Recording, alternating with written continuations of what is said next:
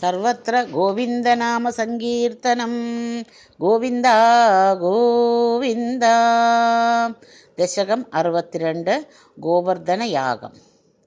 കഥാചിത് ഗോപാലാൻ വിഹിതമഖ സംഭാര വിഭവാൻ നിരീക്ഷ്യ ത്വം ശൗരേ മഗവമദം ഉദ്ധ്വംസിതുമനാഃ വിജാനന്നപ്യേതാൻ വിനയമൃദുനന്ദാദി പശുപാൻ അപൃശ്ച കോ വായം ജനക ഭവതാം ഉദ്യമയിതി ബഭാഷേ നന്ദസ്ത്വാം സുത നനു വിധേയോ മഗവതോ മഖോ വർഷേ വർഷേ സുഖയതി സവർഷേണ പൃഥിവീ നൃണാം വർഷായ തീർത്ഥം നിഖിലം ഉപജീവ്യം മഹിതലേ വിശേഷാദസ്മാകം തൃണസലിലജീവ്യാ ഹി പശവഃ ഇതി ശ്രുത്വാ വാചം പിതുരൈഭവാൻ ആഹ സരസം ധിക് ഏതത് നോ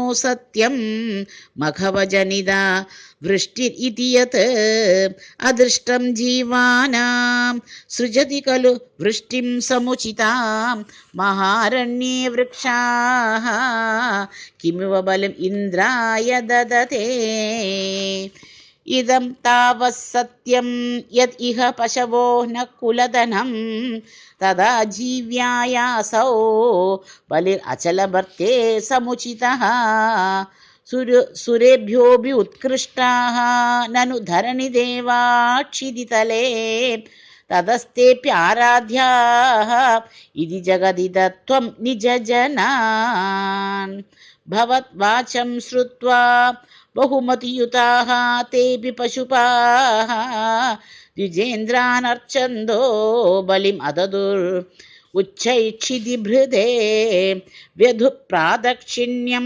സുഭൃശം അനമൻ ആദരയുതാഃ ത്വം ആദശൈലാത്മാ ബലിം അഖിലം ആഭീരപുരതഃ അവോചൈവം താൻ കിമിഹ വിതഥം തേ നിഗദിതം ഗിരീന്ദ്രോ നന്വേഷ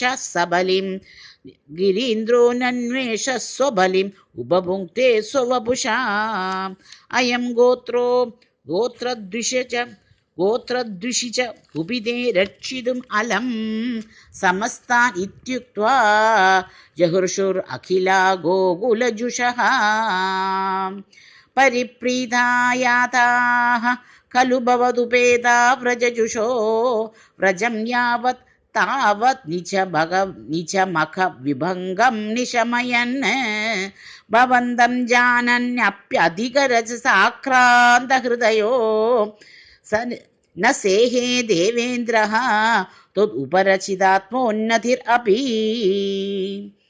മനുഷ്യത്വം യാദോ മധുപിതഭി ദേവേഷു അവിനയം വിദത്തേ ചേത് നഷ്ടത്രിദശ സദസാം കോപി മഹിമാ തദസ്യ സ്വം ദിശ്യേ പശുപകതഹസ്യ ശ്രിയമിതി പ്രവൃത്തത്വാം ജേതും സഖിലമഘവാ ദുർമദനിധിഃ ത്വദാവാസം ഹന്തും പ്രളയജലദാൻ അംബരഭുവി പ്രഹിണ്വൻ വിഭ്രാണ കുലിശം അയം അബ്രേഭഗമനഃ പ്രദസ്തേന്യൈർദന്തർ ദഹനമരുദാധ്യൈ വിഹസിതോ ഭവന്മായാനൈവ ത്രിഭുവനപദേ മോഹയതി കം സുരേന്ദ്രക്രുദ്രശ്ചേത് ദ്വിജകരുണയാ ശൈലകൃപയാപി അനാദംഗോസ്മാഹം നിയത ഇതി വിശ്വാസ്യ പശുപാൻ അഹോ